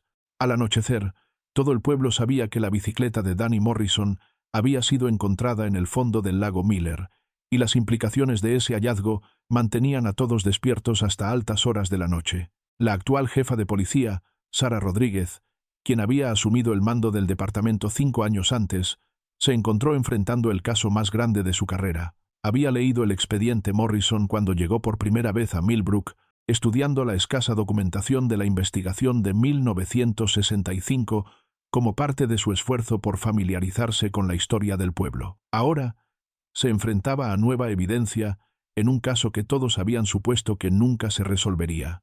La jefa Rodríguez organizó el traslado de la bicicleta al Laboratorio Estatal de Criminalística en Albany, donde especialistas forenses podrían examinarla adecuadamente e intentar extraer cualquier evidencia que hubiera sobrevivido a su larga inmersión. Pero incluso antes de que comenzara el análisis científico, el lugar donde se encontró la bicicleta contaba una historia inquietante que planteaba más preguntas de las que respondía. La cornisa rocosa donde Jennifer Walsh había descubierto la Schwinn Stingray estaba en la parte más profunda del lago Miller, a casi 45 pies bajo la superficie y a más de 100 yardas de la orilla más cercana. No había manera concebible de que una bicicleta hubiera llegado a ese lugar por accidente o percance alguno. Mike Chen, cuyo conocimiento de la topografía submarina del lago era más amplio que el de nadie, confirmó lo que todos comenzaban a entender. «No hay forma de que esa bicicleta haya llegado allí por sí sola», explicó a la jefa Rodríguez y a los investigadores reunidos. «El fondo desciende gradualmente hasta unos 20 pies, pero luego hay un corte pronunciado. Para llegar a la cornisa donde la encontramos, algo tendría que haber sido colocado deliberadamente allí o arrojado desde justo encima». Las pesadas cadenas envueltas alrededor del cuadro de la bicicleta aportaban evidencia adicional de que la Schwinn Stingray de Danny había sido desechada intencionalmente en la parte más profunda del lago. Alguien había querido asegurarse de que la bicicleta nunca fuera hallada, lastrándola y colocándola en un lugar al que los métodos de búsqueda convencionales nunca llegarían. Esa noche, Susan Martínez la pasó en un motel de Millbrook, el mismo pueblo donde su familia alguna vez había sido plena y feliz, mirando el techo e intentando procesar lo que significaba el hallazgo. Tras 40 años de preguntarse y de aferrarse a la esperanza de que Danny pudiera estar vivo en algún lugar, la recuperación de su bicicleta la obligó a enfrentar la realidad que siempre había tratado de evitar. Si la bicicleta de Danny estaba en el fondo del lago Miller, escondida deliberadamente y lastrada con cadenas, entonces Danny mismo casi con certeza estaba muerto. De hecho, había estado muerto desde aquella tarde de julio de 1965, cuando se alejó de su casa en Elm Street y nunca regresó. El descubrimiento que debería haber aportado cierre, en cambio, abrió nuevas heridas y planteó nuevas preguntas. ¿Quién había puesto la bicicleta de Danny en el lago? ¿Por qué habían llegado tan lejos para ocultarla? Y lo más importante, ¿qué le había pasado a Danny? La Schwinn Stingray azul metálico, que alguna vez representó libertad y aventura para un chico de 16 años, se convirtió en evidencia de lo que ahora era claramente una investigación por asesinato. 40 años después de cometido el crimen, el Laboratorio Criminalístico Estatal en Albany había procesado miles de pruebas a lo largo de los años, pero pocos casos generaron el interés tan intenso que rodeó la bicicleta recuperada de Danny Morrison. La doctora Patricia Hoffman, jefa de análisis forense, entendía que examinaba evidencia de un caso que había perseguido a una pequeña comunidad durante 4 décadas y abordó su trabajo con el cuidado meticuloso que exigía tal responsabilidad. El primer reto fue simplemente limpiar la bicicleta lo suficiente como para realizar un examen adecuado. 40 años en el fondo del lago Miller habían cubierto cada superficie con capas de algas, sedimento y depósitos minerales que debían retirarse con cuidado para no destruir posibles indicios. El proceso tomó 3 días, con técnicos usando cepillos especializados y soluciones químicas suaves para desprender los residuos acumulados, preservando el metal subyacente y cualquier rastro que pudiera quedar desde 1965. Lo que emergió de debajo de los residuos acumulados del lago fue una historia escrita en metal doblado y piezas rotas. El cuadro de la Schwinn Stingray mostraba amplios daños por impacto que claramente no eran producto del desgaste normal ni de una degradación gradual por su entorno submarino. La horquilla delantera estaba muy doblada, el manillar torcido en un ángulo antinatural y la llanta trasera presentaba grietas en varios puntos. La doctora Hoffman documentó cada daño con fotografías y mediciones detalladas, construyendo un panorama completo de las fuerzas que habían actuado sobre la bicicleta antes de que quedara bajo la cornisa rocosa. El patrón de daños era consistente, con que la bicicleta hubiera sido arrojada o dejada caer desde una altura considerable, posiblemente desde los acantilados rocosos que rodeaban las zonas más profundas del lago Miller. Más inquietante que los daños de impacto fue la evidencia de una disposición deliberada. Envolviendo firmemente el cuadro había una cadena de acero pesada, del tipo usado para remolcar vehículos o asegurar equipo pesado. La cadena había sido pasada por los radios de ambas ruedas y alrededor del tubo del asiento, asegurando que la bicicleta se hundiera rápidamente hasta el fondo del lago y permaneciera allí indefinidamente. La propia cadena aportó pistas adicionales sobre quién hubiera desechado la bicicleta. Era acero de grado industrial, no el tipo de ferretería que la mayoría tendría a mano en sus casas o garajes. Los eslabones eran de tamaño uniforme y mostraban el tipo de fabricación precisa que sugería un uso profesional, posiblemente en construcción u operaciones madereras. El análisis de los patrones de corrosión de la cadena reveló que era relativamente nueva cuando se usó para lastrar la bicicleta, a diferencia de la propia Schwinn Stingray, que mostraba el óxido superficial y la deterioración esperables tras 40 años bajo el agua.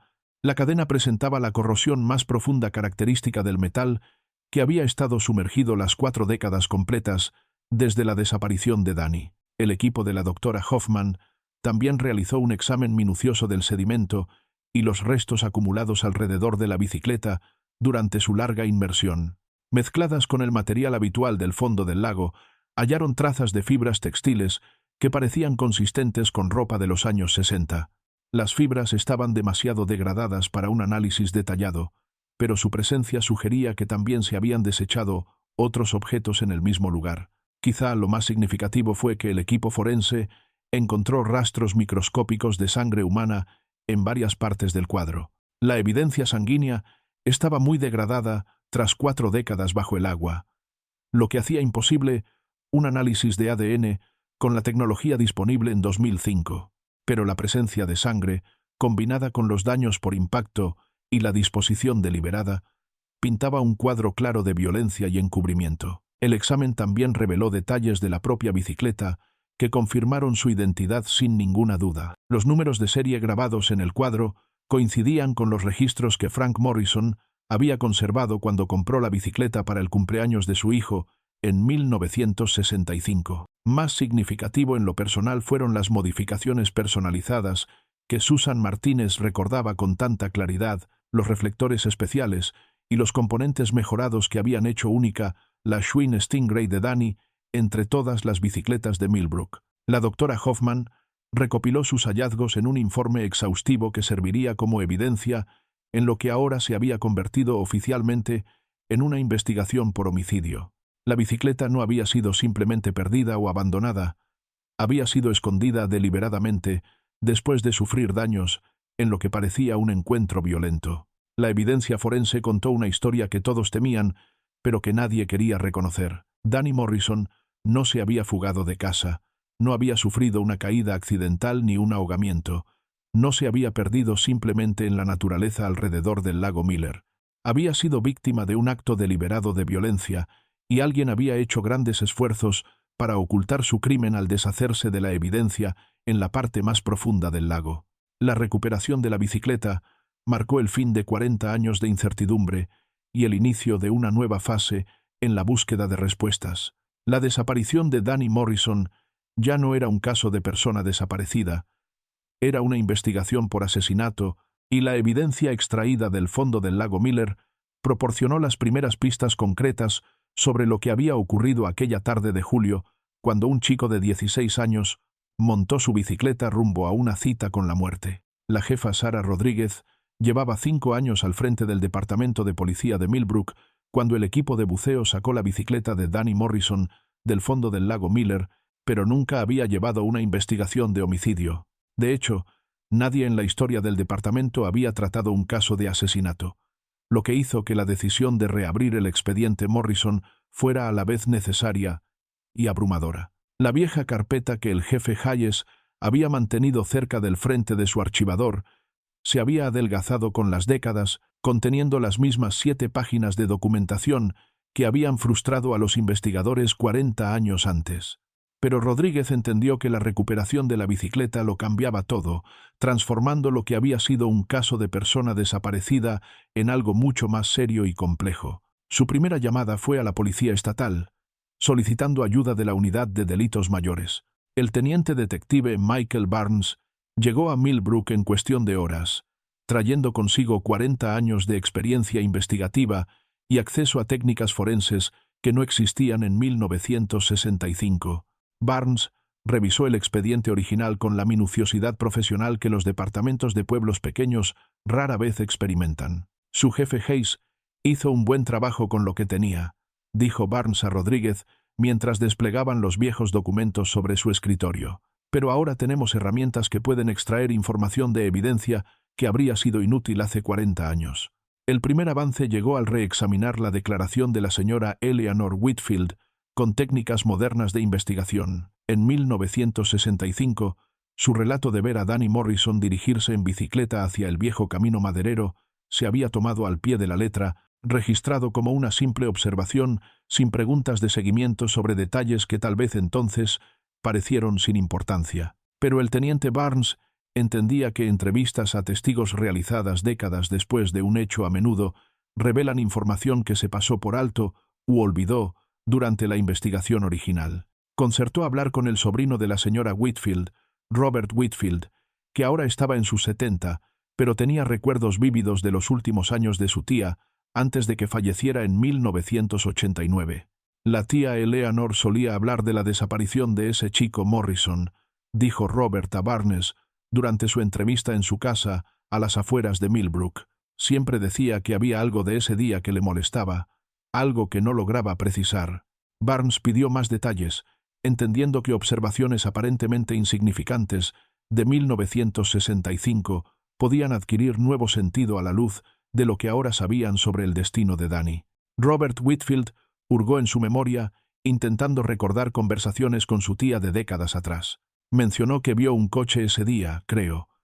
Algo sobre un vehículo que no pertenecía al vecindario. La tía Eleanor conocía todos los coches de Millbrook, sabía quién conducía, qué y cuándo se suponía que debían estar en cada lugar. Dijo que había un coche aparcado cerca del camino maderero esa tarde, un coche que no reconoció. Esta era información que nunca había llegado al informe policial original, ya fuera porque la señora Whitfield no pensó mencionarla en su entrevista inicial o porque el jefe Hayes no reconoció su posible importancia. En 1965, un coche desconocido en Millbrook habría sido digno de nota, pero no necesariamente sospechoso. Ahora, representaba una pista potencial que se había pasado por alto durante 4 décadas.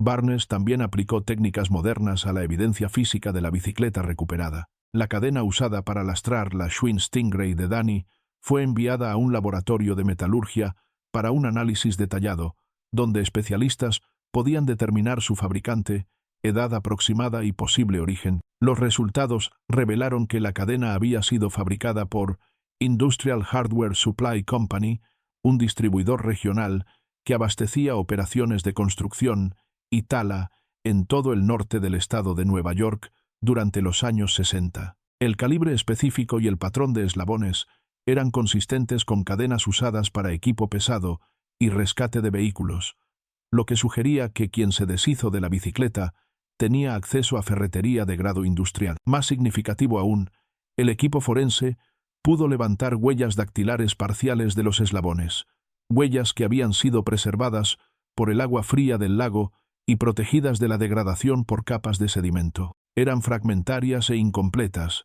pero ofrecían suficiente detalle para compararlas con bases de datos existentes.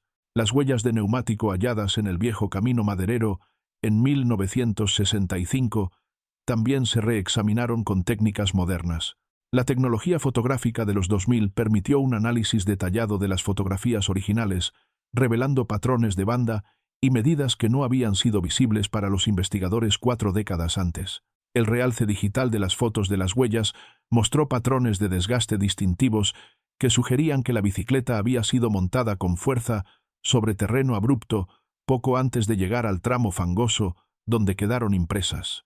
El patrón era consistente con alguien pedaleando frenéticamente, posiblemente intentando escapar del peligro o buscar ayuda. El teniente Barnes compiló toda esta nueva información en un expediente integral que transformó la investigación Morrison de una colección de callejones sin salida en un caso activo de homicidio con múltiples pistas a seguir. El hallazgo de la bicicleta no solo confirmó que Danny Morrison estaba muerto, también proporcionó las primeras pistas concretas sobre quién podría haberlo matado y cómo intentaron encubrir su crimen. La jefa Rodríguez miró el expediente ampliado y sintió el peso de la responsabilidad posarse sobre sus hombros. Tras 40 años de preguntas e incertidumbre, la familia Morrison y la comunidad de Millbrook merecían respuestas.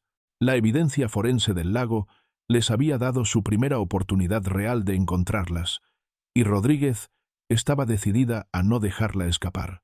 El caso que había atormentado a Millbrook desde 1965 por fin avanzaba, impulsado por técnicas investigativas modernas y por evidencia que había esperado en el fondo del lago Miller durante 4 décadas.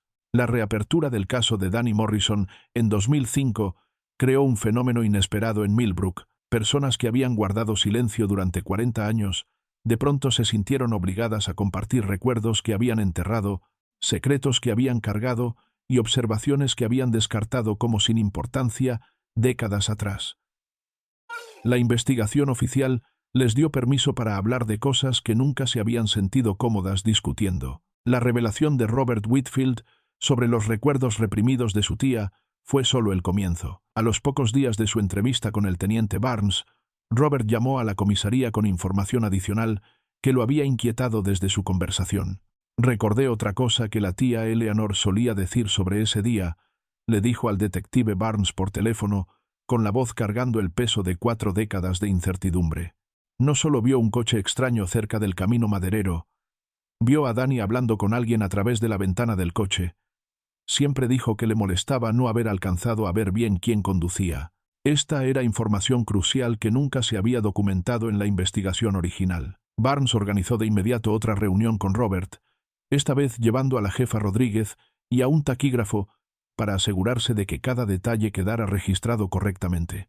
La tía Eleanor ya estaba a finales de sus 70 en 1965, explicó Robert mientras se sentaban en su sala, rodeados de fotografías y recuerdos de la larga historia de su familia en Millbrook. A veces la gente desestimaba lo que decía por su edad, pensaban que quizá su memoria ya no era fiable, pero estaba lúcida como una navaja hasta el final. Según el recuerdo que Robert tenía de la memoria de su tía, la señora Whitfield había estado cuidando su jardín de flores la tarde del 23 de julio de 1965, cuando notó a Danny Morrison pedaleando por Elm Street hacia el viejo camino maderero. Nada inusual en eso, le había dicho a su sobrino años después. Había visto al chico Morrison tomar esa ruta muchas veces antes, pero unos 10 minutos después de que Danny pasara frente a su casa, la señora Whitfield levantó la vista de su jardinería y vio un sedán de color oscuro estacionado en la entrada del camino maderero.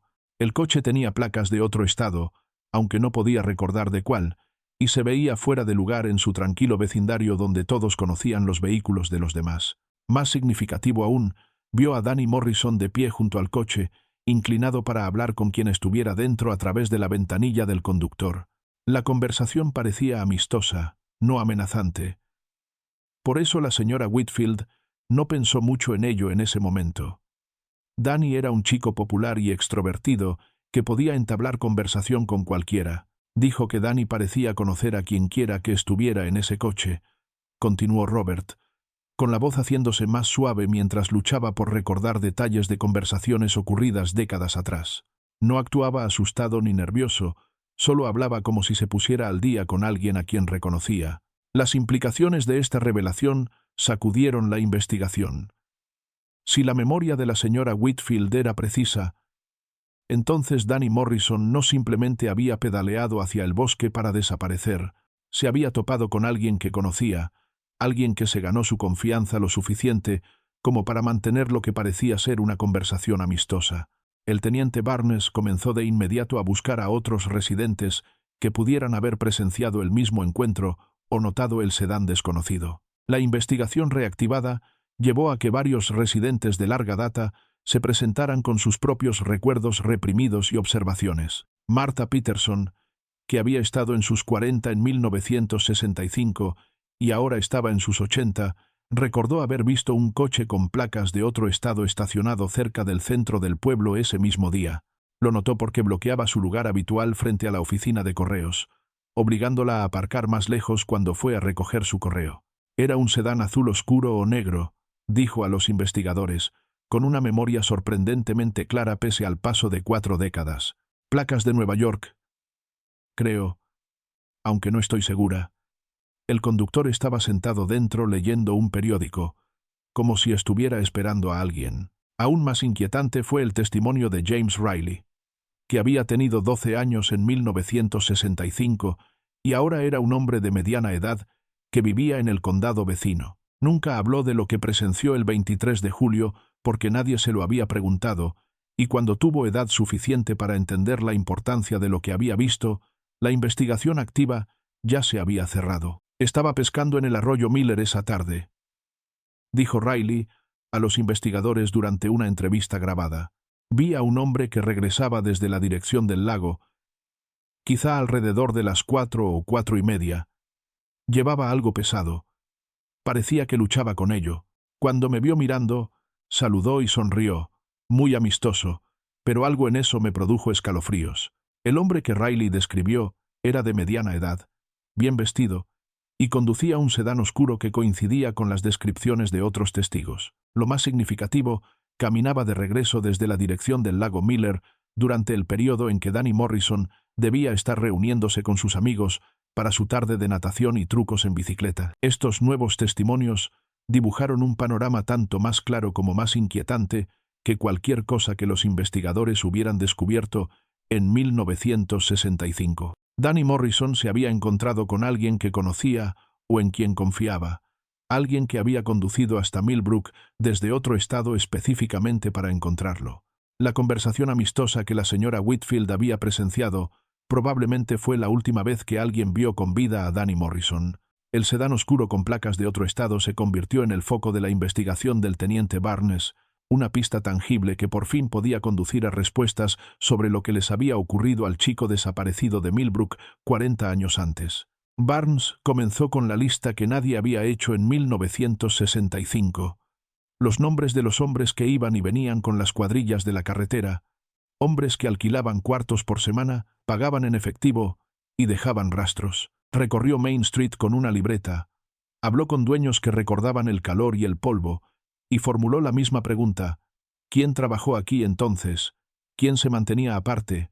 ¿Quién causó problemas? Poco a poco, un nombre emergió: Carl Brennan, en el pueblo hoy. Las cuadrillas para la nueva carretera estatal llegaron a principios de ese verano.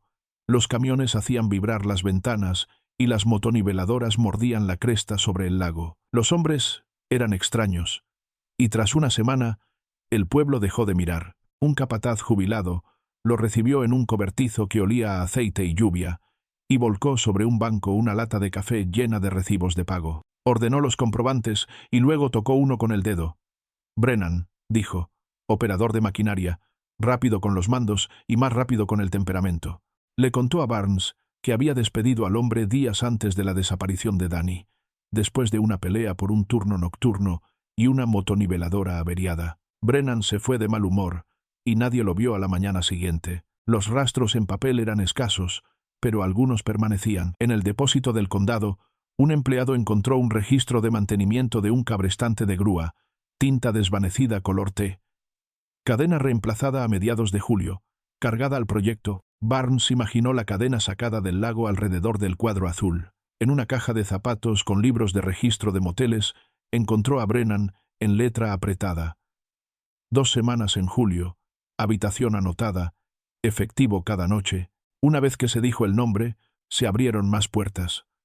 Una camarera recordó a un hombre alto que miraba la puerta más que su plato. Un dueño de llantera recordó haber vendido una cadena de remolque pesada en tiempo caluroso, porque el comprador pidió la más resistente que tenían. Un chico de aquel verano dijo que un sedán oscuro con placas de otro estado estuvo al ralentí cerca de la oficina de correos, el conductor girando el rostro cuando alguien miraba demasiado. Barnes sacó expedientes delgados de pueblos a lo largo de la ruta, lugares pequeños con periódicos pequeños, y surgió un patrón como un moretón bajo la luz. Un niño desaparecido junto a un río en 1963, un chico llevado tras una feria en 1964, una niña que nunca llegó a casa a fines del verano de 1966. En cada lugar pasó una cuadrilla de trabajo, en cada lugar alguien recordó a un hombre al que le gustaba estar cerca del agua por la noche, y en un informe un ayudante del sheriff subrayó el nombre Brennan.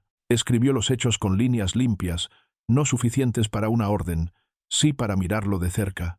Un hombre iracundo, un empleo perdido, un coche oscuro que no pertenecía, una cadena comprada cuando nadie necesitaba cadenas, y un chico en una bicicleta azul que nunca llegó al lago.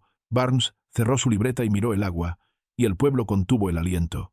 Barnes sabía que perseguir la sombra de Carl Brennan nunca sería fácil, y cada día que pasaba enfriaba más el rastro. Brennan había dejado Millbrook en el verano de 1965, tras ser despedido del proyecto de la carretera, y desde entonces su vida se volvió una serie de paradas breves en pueblos que apenas lo recordaban. Tomaba trabajo donde se necesitaban máquinas, bulldozers, motoniveladoras, grúas, cualquier cosa que pagara en efectivo y hiciera pocas preguntas.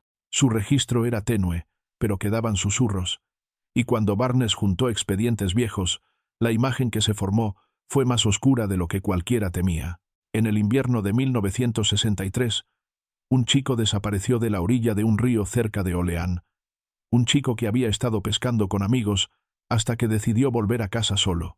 Testigos dijeron a la policía que una cuadrilla vial había trabajado cerca del río ese mes, y entre los obreros había un hombre que conducía un sedán oscuro y se mantenía aparte. La investigación no llegó a nada, pero el expediente listó el nombre Brennan como uno de los interrogados. Dio una coartada que nadie pudo verificar del todo, y el caso se archivó sin cargos. 2 años después, a fines del verano de 1965, Danny Morrison desapareció de Millbrook, y Brennan volvió a estar cerca. Cuando Barnes puso los expedientes lado a lado, vio la conexión que nadie había hecho antes. Un hombre cuyo trabajo lo situaba de lugar en lugar, siempre lo suficiente para aprender los ritmos de un pueblo, observar a sus niños, encontrar el momento en que alguien estaba solo. En la primavera de 1966, en otro pequeño pueblo al norte de Syracuse, una niña no regresó a casa tras ir a la tienda por pan y leche. La oficina del sheriff organizó una amplia búsqueda, encontró su bicicleta abandonada en un campo y reunió declaraciones sobre extraños vistos en la zona. Una descripción mencionó a un hombre de brazos gruesos y voz áspera que trabajaba en la construcción del nuevo desvío. Su nombre era Carl Brennan. Otra vez no hubo cargos, y otra vez el expediente fue al cajón con los otros casos sin resolver. La última mención llegó en el otoño de 1968, cuando un adolescente desapareció en las afueras de Elmira. Caminaba a casa desde un partido de fútbol y su ruta lo llevaba junto a una obra vial donde la maquinaria pesada yacía silenciosa en la noche. Los investigadores interrogaron a decenas de obreros y el nombre de Brennan volvió a surgir. Para entonces tenía 37 años, con fama de irritable y de saltar de empleo en empleo. Nada lo vinculó directamente al chico, pero su mera presencia marcó otra terrible coincidencia. Barnes siguió el rastro hasta 1978, cuando Carl Brennan murió en un accidente automovilístico en una carretera rural de Pensilvania. El informe decía que había estado bebiendo, que su coche cruzó la línea central y chocó de frente contra un camión. Fue enterrado en una tumba sin nombre, sin dejar familia ni respuestas. Para Barnes y para Millbrook, la muerte se sintió como el cierre de una puerta, guardando secretos que nunca serían dichos. El patrón estaba, el tiempo cuadraba, pero tras tantos años la prueba se había marchitado en sombras. La búsqueda en el lago Miller comenzó a finales del verano de 2005, con una determinación que no existía en Millbrook desde hacía 40 años. El hallazgo de la bicicleta de Danny lo había cambiado todo, demostrando que alguien se había esforzado mucho por ocultar la verdad bajo el agua.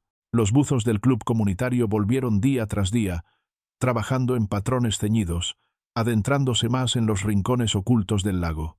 Lo que antes parecía un cuerpo de agua pacífico, ahora se sentía como una tumba, cada rincón oscuro y repisa rocosa guardando la posibilidad de respuestas. El lago era más grande y más complicado de lo que cualquiera había creído en 1965. La búsqueda antigua solo había rozado los bordes someros, confiando en ganchos y cadenas, pero el nuevo equipo tenía tecnología moderna.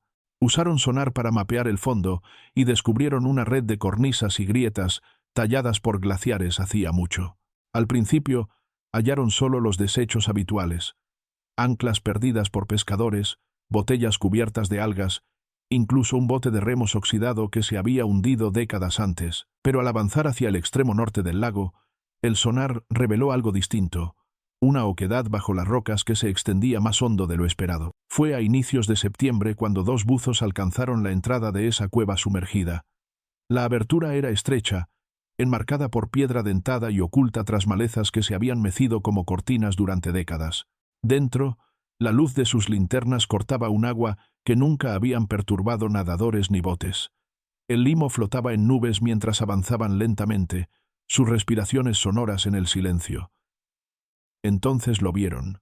Al principio parecía un bulto de tela encajado contra la pared rocosa, pero al acercarse la forma se volvió inconfundible. Cuando los restos fueron sacados del agua, el silencio cayó sobre la orilla. Tras 40 años, habían encontrado a Danny Morrison. Sus huesos eran frágiles, envueltos en lo que quedaba de su ropa, la tela descolorida pero aún guardando el contorno de un chico que alguna vez pedaleó por las calles de Millbrook. Con él había piezas menores, una hebilla de cinturón, los dientes oxidados de un cierre, y fragmentos que dijeron a los investigadores que lo habían colocado en la cueva deliberadamente. Los peritos confirmaron lo que los buzos ya sabían. Danny murió poco después de desaparecer, probablemente a las pocas horas de salir de casa aquella tarde de julio. Había marcas en los huesos que sugerían violencia, evidencia de que lo golpearon y lo dejaron sin oportunidad de sobrevivir. La bicicleta hallada antes había sido lastrada y arrojada al lago, pero su cuerpo fue ocultado aún con más cuidado, empujado a la cueva donde nadie pensaría en buscar. Quien lo hizo quiso que desapareciera para siempre, borrarlo del mundo como si nunca hubiera vivido. Para Susan Martínez, de pie en la orilla mientras los investigadores se llevaban la evidencia, el hallazgo fue a la vez devastador y necesario. La esperanza a la que se había aferrado desde la infancia se disolvió, reemplazada por la certeza de la muerte. Pero la verdad le dio algo que nunca había tenido, un fin a la incertidumbre. La historia de Danny ya no sería la de un chico que se desvaneció sin rastro, sino la de un hermano cuyos restos regresaron a casa. El funeral de Danny Morrison se celebró en una fresca mañana de septiembre del año 2005, 40 años después del día en que desapareció. La iglesia de Millbrook se llenó de personas que habían envejecido cargando el peso del misterio, algunos con canas y otros con bastones, pero todos todavía recordando al chico sonriente en su bicicleta azul. Los bancos de madera crujieron cuando vecinos, compañeros de clase e hijos de quienes alguna vez habían buscado a Danny tomaron asiento. El aire llevaba el aroma de lirios, y la vieja campana de la iglesia sonó con el mismo tono solemne de siempre. No era solo el funeral de un chico perdido, sino el de una historia que había perseguido al pueblo durante 4 décadas. Susan Martínez se sentó en la primera fila con sus hijos a ambos lados, las manos entrelazadas con tanta fuerza que los nudillos se le pusieron pálidos. Tenía 12 años cuando su hermano desapareció, y ahora rondaba los 50, pero el dolor nunca la había abandonado. Cuando el ataúd fue llevado por el pasillo, sintió su cuerpo temblar de pena y alivio a la vez. Por primera vez, desde 1965, Danny no estaba perdido. No estaba oculto en el silencio de preguntas sin respuesta, sino presente, honrado y recordado. El servicio fue sencillo, dirigido por el pastor Williams, que había sido un joven ministro cuando Danny desapareció por primera vez. Su voz se quebró al hablar del chico que había sido el orgullo de Millbrook, del hijo amado tan profundamente, y de la comunidad marcada por su ausencia. Les recordó que el duelo puede durar toda la vida, pero también el amor, y que al reunirse, por fin podían darle a Danny la despedida que se le había negado. Cuando el ataúd descendió a la tierra en el pequeño cementerio a las afueras del pueblo, el sol rompió una banda de nubes, derramando luz dorada sobre las filas de piedras. Susan posó la mano sobre la tierra fresca y susurró palabras que nadie más podía oír.